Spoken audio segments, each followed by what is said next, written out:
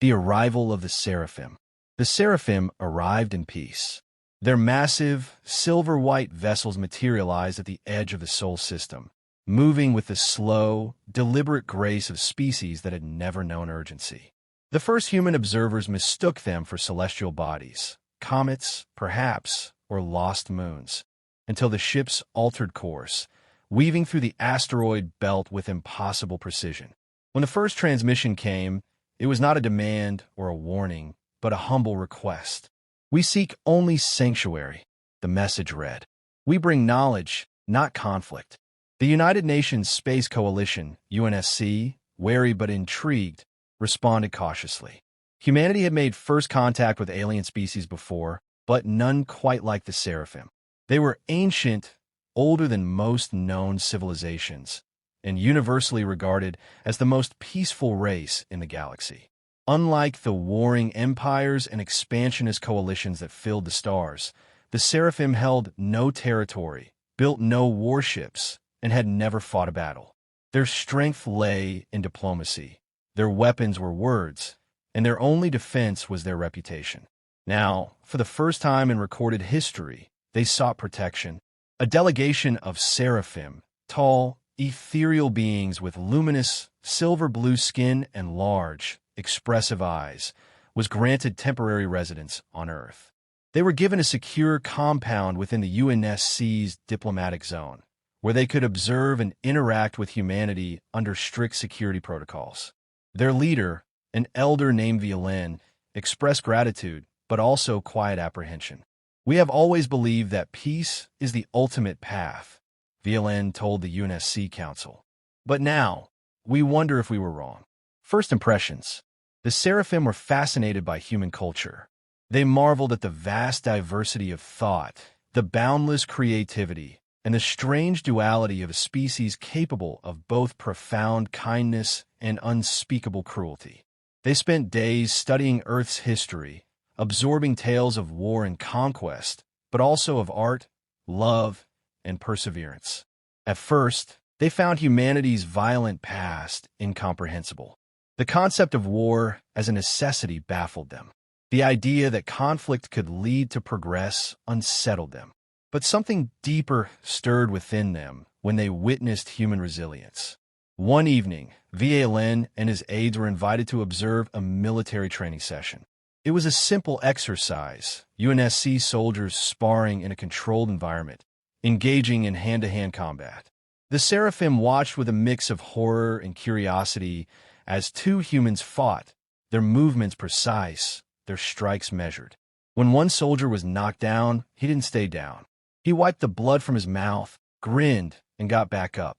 "Why does he continue?" one of the Seraphim asked. "He has lost." A human officer, standing beside them, smiled. "Because losing isn't the end. He fights so he can become stronger." The Seraphim fell silent, considering this. They had always seen violence as destruction, as a failure of diplomacy. But here was something else, a means of growth, a way to endure. That night, Violin recorded his thoughts in the Seraphim archives.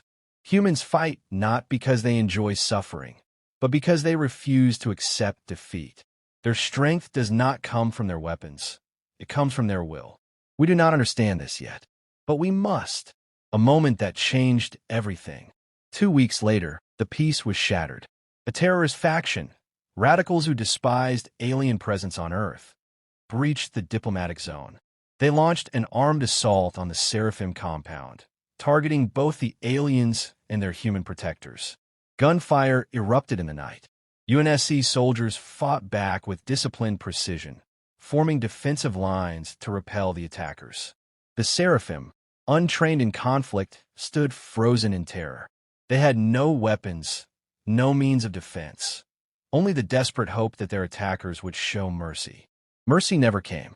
Violin watched in horror as a human soldier, already wounded, threw himself between a Seraphim aide and an incoming attacker. The soldier fired his weapon, taking down his opponent, but was struck again, this time fatally. As he fell, he looked toward Violin and the others, his face calm despite the pain. "Run," he gasped, but something inside Violin refused. For the first time in his long life, he was not afraid of death. He was afraid of being helpless. The battle ended with the terrorists defeated, but the damage was done. Several humans had died defending the Seraphim, while not a single Seraphim had lifted a hand to help. That realization, more than anything else, haunted them. Later that night, as VLN stood in the ruins of their compound, he turned to the UNSC commander. "Why?" he asked. "Why do they fight for us?" The commander sighed. "Because that's what we do. We protect our own." VLN's eyes darkened. "We are not your own." The commander held his gaze. "You are now.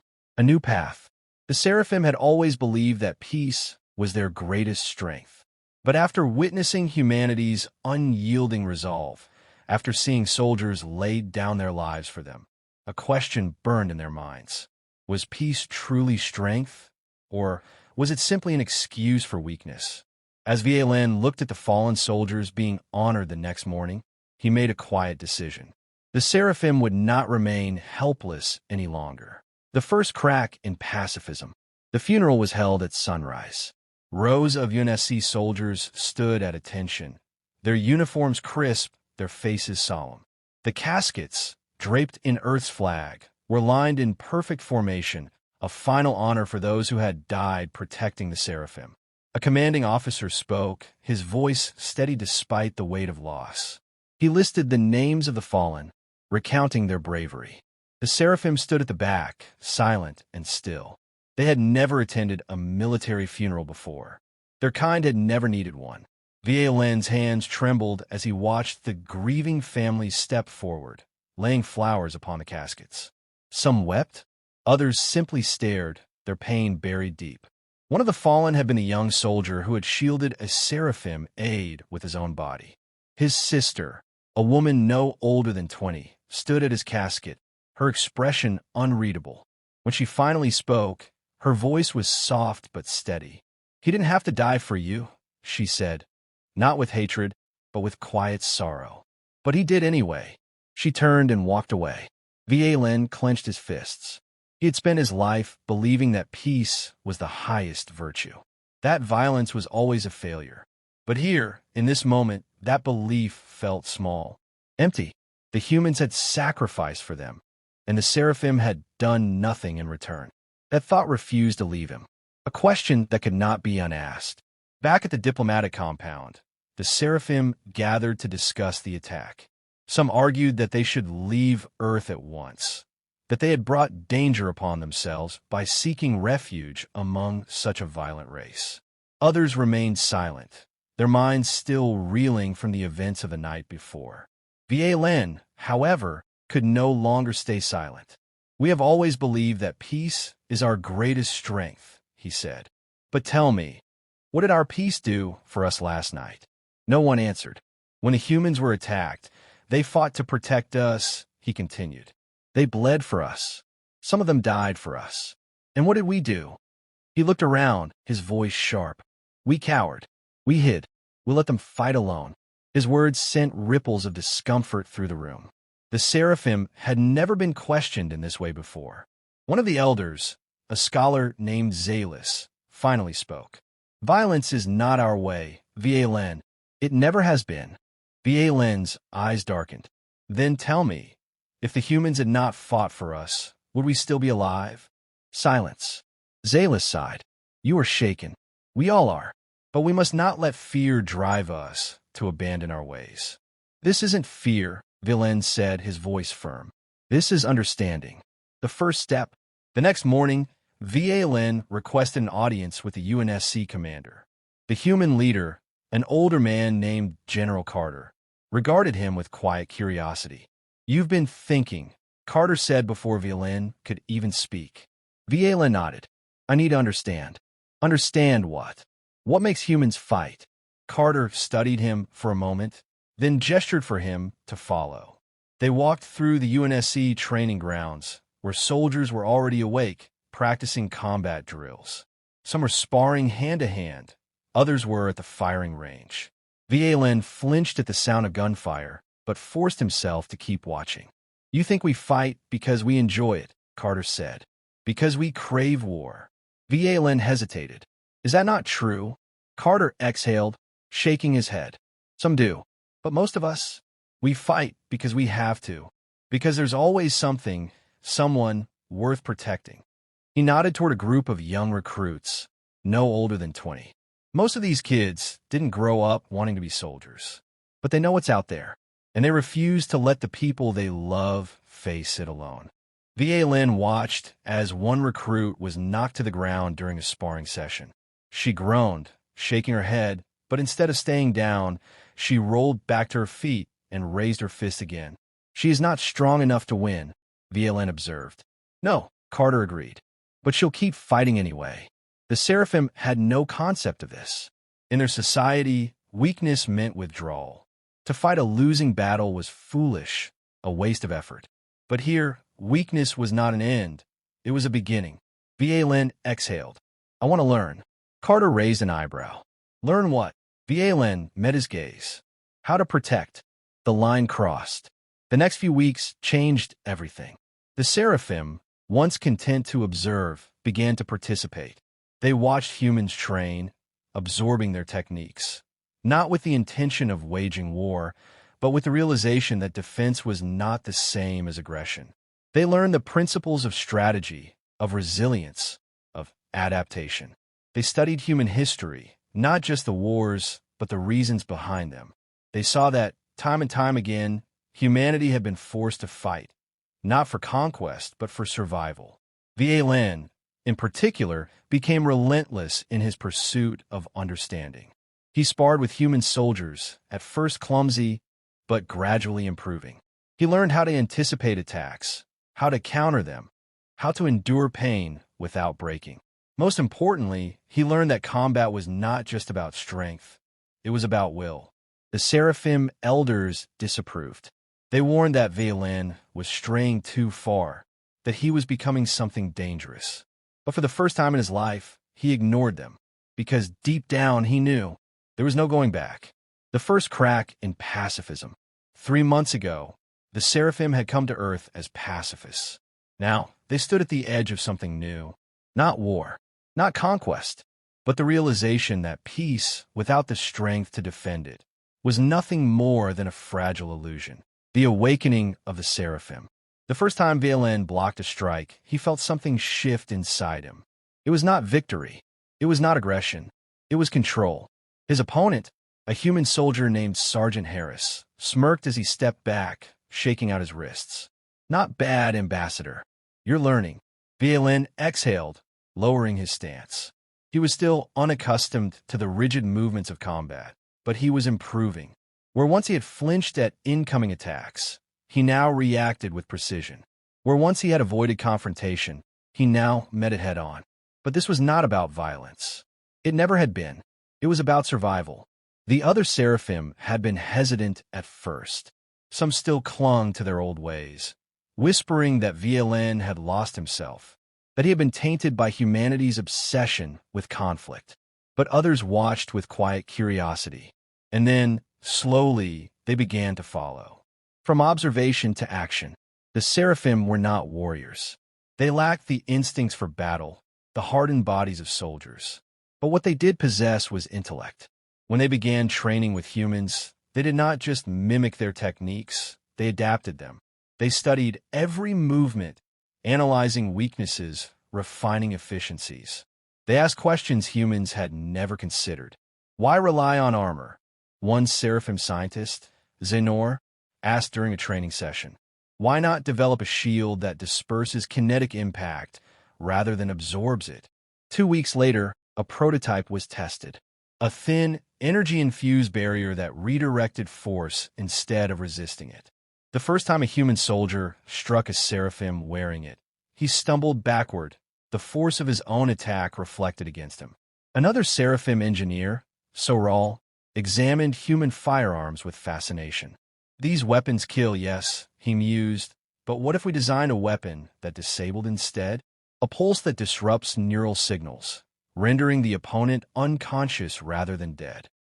3 days later, UNSC scientists worked alongside the Seraphim to build the first prototype stun rifle.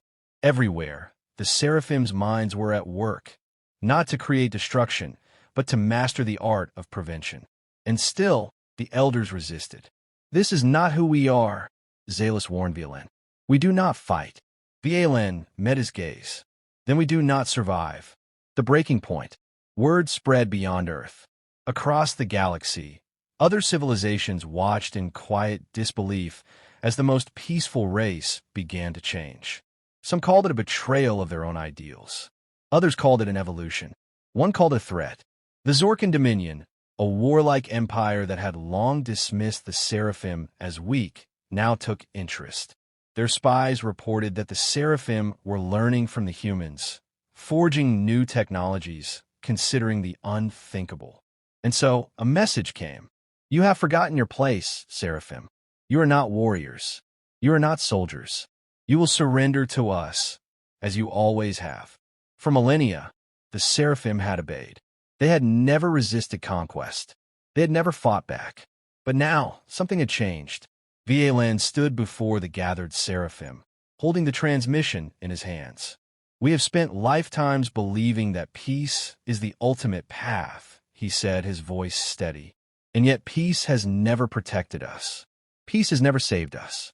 Every time we have faced war, we have surrendered."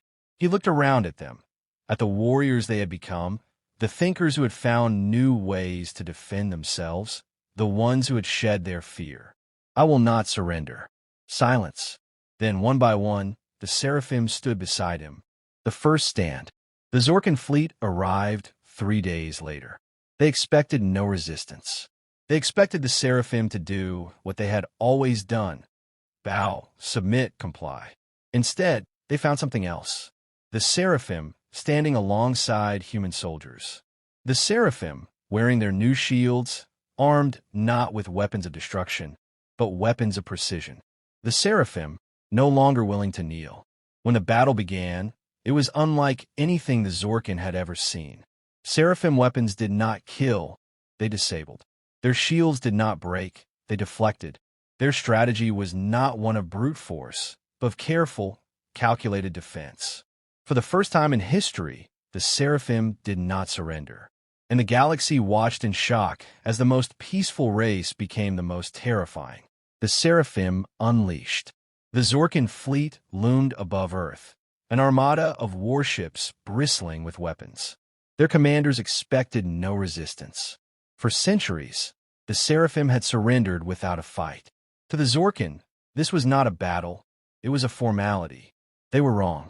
When the first wave of Zorkan assault craft descended, they encountered something unthinkable: Seraphim warships. Not crude, hastily built vessels, but sleek, elegant ships reinforced with new technology, technology born from human ingenuity and Seraphim intelligence. They did not fire first. They gave the Zorkan one final chance. Violin stood on the command deck of the Celestial Spear, the newly christened flagship of the Seraphim Defense Fleet. The ship had never existed before Earth. It had been designed and built in 3 months, a fusion of Seraphim energy manipulation and human combat strategy. He opened a channel to the Zorkan fleet. "Turn back now," he said. His voice, once filled with uncertainty, now carried the weight of an entire species. "We are not the same people you once knew." The Zorkan commander, a grizzled warlord named Kravos, laughed. "You have no armies. You have no warriors. You are Seraphim, and Seraphim do not fight." Violin's gaze hardened. "Then you do not know what we have become." The first strike. The Zorkan opened fire, their weapons unleashing waves of plasma across the battlefield.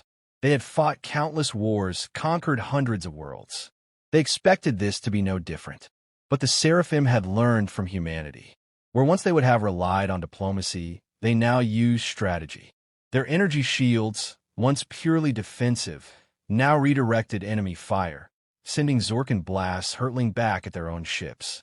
The Zorkan charged forward, expecting an easy victory, only to find their engines disrupted, their targeting systems scrambled. The Seraphim had developed pulse weapons that did not destroy, but disabled. The battle became something the Zorkan had never experienced, a war they could not win. The Seraphim unleashed. On the ground, the fighting was even more shocking. Seraphim warriors, once pacifists, now protectors, moved with precision. Their weapons did not kill, but they ended battles before they could begin. Their new armor, developed with human assistance, absorbed and redirected force, making them nearly untouchable. And above all, it did not fear.